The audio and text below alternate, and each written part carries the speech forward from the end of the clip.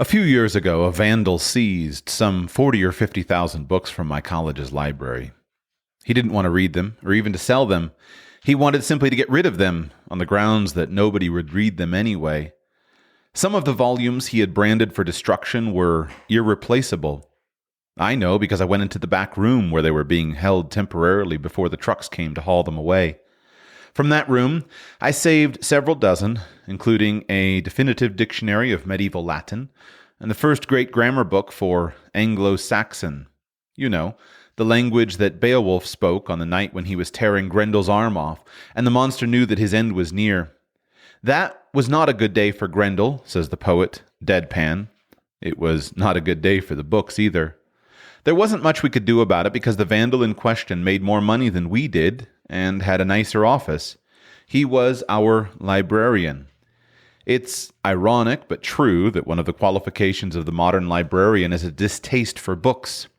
They take up space, and space, the librarians complain, is limited. The books grow old, too. Their covers fray, the spines crack, the pages go dog-eared. Inattentive student workers stick them on the wrong shelves where they can practically disappear for years. People borrow them and don't return them. Some people, I'm guilty of this, underline favorite passages or write wry comments in the margins so that the book eventually becomes a kind of successive crime scene. Here a priest wrote, "This is modernist heresy all over again." But over there an infidel wrote, "Church, enemy of thought." That is not to mention fingerprints and ink blots and even blood stains from crushed mosquitoes, I guess. Books are bulky and inconvenient, like rocks and trees and rivers and life. It occurs to me that everything that can be said against the inconvenience of books can be said about the inconvenience of children. They, too, take up space, are of no immediate practical use, are of interest to only a few people, and present all kinds of problems. They, too, must be warehoused efficiently and brought with as little resistance as possible into the digital age. And there is the trouble. A good book is a dangerous thing. In the wrong hands, it is like a bomb housed within a couple of red pasteboard covers. It can blow the world wide open. It can, if it's Dante's Divine Comedy, blow the reader as high as heaven. It carries within it the possibility, and it is always only a possibility, of cracking open the shell of routine that prevents us from seeing the world. Our days pass by with the regularity of a conveyor belt at an airport, which we duly get on and make our way with bland uniformity. A book is like a mischievous boy sticking out his foot at the end of the belt, or like some fantastic intellectual machine that jolts us awake and we find that the belt is gone. Instead, we're riding in a stagecoach on a trail of dry ruts and half-naked Indians are surrounding us from the hills, bows stretched and arrows picked to fly. That's bad enough already, but children are worse than books. A book can make you see the world again, and so ruin your calm and efficient day. But a child does not need to see the world again. He is seeing it for the first time. The Gospel of John reports that when Jesus cured that blind man at the pool of Bethsaida, the people around him asked him what he saw. "I see trees walking," he said, looking at the men and women. The child is like that, except that in his imagination the trees really do walk, and people really may grow branches. Tolkien's Ents, the tree herders, are like slow, stately, moss-grown ancient oaks and maples and birches. If oaks and maples and birches could talk, it takes them nearly a full day to say hello at their parliament. The old Greco-Roman myth had Apollo chasing the virgin nymph Diana, and just when he was about to catch her in his arms, her wish to escape him forever was granted, and she was transformed into a laurel tree. In the child's world, because it is a fresh and new world, anything may happen. The fat frog on the lily pad is a Buddha. The one-legged man stumping down the road to the nearest bar was once a pirate and killed 3 people in a quarrel over a game of rummy. The house next door has eyes and a nose and a smokestack at the top. The girl who lives in it, the one with the yellow blouse, is an angel. Obviously, this won't do. If we believe what we say, that children are our greatest resource, then we need to do something about it. Resources are valuable because they are good, solid, dependable, and inert. Aluminum is a resource. Titanium is a resource. If a block of titanium were suddenly to say, "No, I think I should not like to form an alloy with my friend aluminum to build the side of that airplane," and walked off the assembly line or the conveyor belt and bought a ticket on a ship to Athens, then it would no longer be a resource. In fact, it would be a positive danger. It would be worse than useless. It would be an enemy of the people. Granite is a resource. If a block of granite at the top of an arch were to wriggle loose whenever people weren't around to notice to drop on the head of the governor, we might swear off building with granite for a while. Or we might use it all the more, but that is another matter. In order for children to be transmuted into resources, then a tremendous alchemical change must be wrought in them. The old alchemists of the early Renaissance sought the secret philosopher's stone, which would, in the right recipe, transform lead into gold. We smile at their folly. We know full well that you can't transform lead into gold. You can only transform gold into lead. This book is written to show you how to do that. The gold is nothing other than the child's imagination, which, if it is not gold itself, can still work the miracle of old King Midas.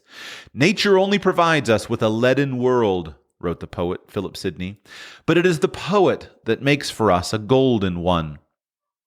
If we can but deaden the imagination, then we can settle the child down and make of him that solid, dependable, and inert space filler in school, and later a block of the great state pyramid. "But we don't want that," my reader objects. Yes, dear reader, you do. Children make liars of us all. Almost everything we say about them is a lie. We believe exactly the opposite and act accordingly. Suppose you are a lover of books. You will not say, "Ah, books. Yes, books are wonderful. Such treasures books are. Myself, I don't have any, and I don't want any, or maybe just one, but I so love books." Why, you would have books strewn about your flat. You would delight in their very bindings and the smell of their pages. You would not know what to do without them. You would not say, "Yes, I love books. That is why I have warehoused them in this special room, far away from company and far from where I do anything of importance. I keep them locked up behind this glass case and only take them out on special occasions." You would not say, "Books indeed our greatest resource. They kindle readily and make excellent bonfires." If we loved children, we would have a few. If we had them, we would want them as children, and would love the wonder with which they behold the world, and would hope that some of it might open our own eyes a little. We would love their games and would want to play them once in a while, stirring in ourselves those memories of play that no one regrets, and that are almost the only things an old man can look back on with complete satisfaction. We would want children tagging along after us, or if not, then only because we would understand that they had better things to do. Now that simply is intolerable. For the first time in human history, most people are doing things that could never interest a child enough to make him want to tag along. That says less about the child than about us.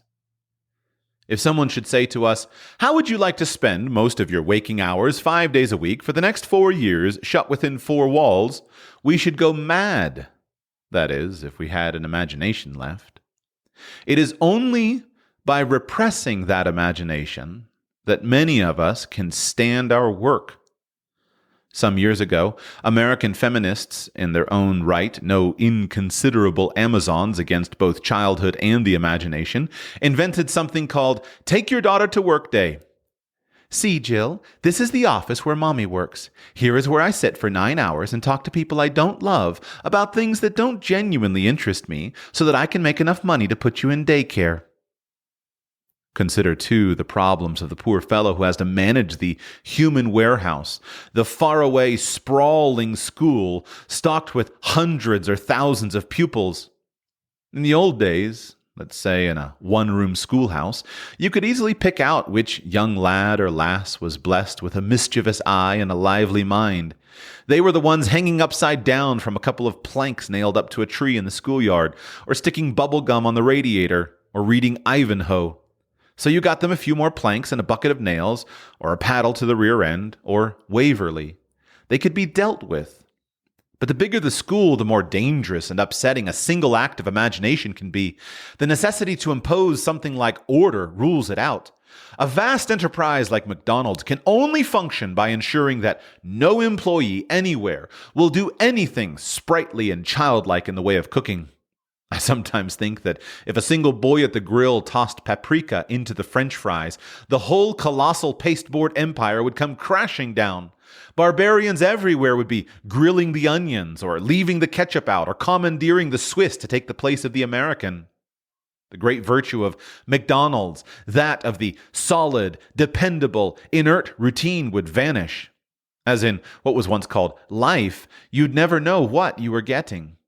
We must then kill the imagination. The ideal, of course, would be to cease having children, but that might have some adverse effect upon long-range economic prosperity, besides threatening certain industries with extinction. The manufacturers of tasteless clothing, for instance, and importers of refined sugar. Since we must have children, we should be sure to subject them to all the most efficient and humane techniques to fit them for the world in which they will live. A world of shopping malls all the same everywhere, packaged food all the same, paper pushing all the same, mass entertainment all the same, politics all the same. We owe it to them, and what is more important, they owe it to us. Now, we have been doing a fine job of this for many decades. I will not, in this book, fail to give credit where credit is due. Far be it from me to claim, for instance, that I have invented daycare. I confess that when I was a little boy, I'd have found the idea perfectly revolting. Nor can I claim to have come up with the soul-leveling notion that boys and girls are just the same. I confess that when I was growing up, I was fascinated, frustrated, appalled, and thunderstruck to find them different. But some people are born with genius, and others are but blessed with a knack for setting their superiors' inventions in some order. I am, I'm afraid, of that latter sort. Here now, for the first time, are 10 sure ways to destroy the imagination of your child. I do not claim that it is an exhaustive list. No doubt many of my readers, blessed with a keener attention to the needs of the child, will have come up with others. But I am sure that a judicious application of even 3 or 4 of these methods will suffice to kill the imagination of an Einstein, a Beethoven, a Dante, or a Michelangelo. Good luck. And if you, dear listener, are interested in learning those 10 ways to destroy the imagination of your child, you will want to pick up a copy of this excellent book. The author is Anthony Esolen, Esolen, Anthony Esolen, and the title is 10 Ways to Destroy the Imagination of Your Child. Again, 10 Ways to Destroy the Imagination of Your Child. Without the ones like you, who work tirelessly to keep things running, everything would suddenly stop. Hospitals, factories, schools, and power plants, they all depend on you. No matter the weather, emergency, or time of day, you're the ones who get it done. At Grainger, we're here for you with professional-grade industrial supplies. Count on real-time product availability and fast delivery. Call, click Grainger.com, or just stop by. Grainger, for the ones who get it done.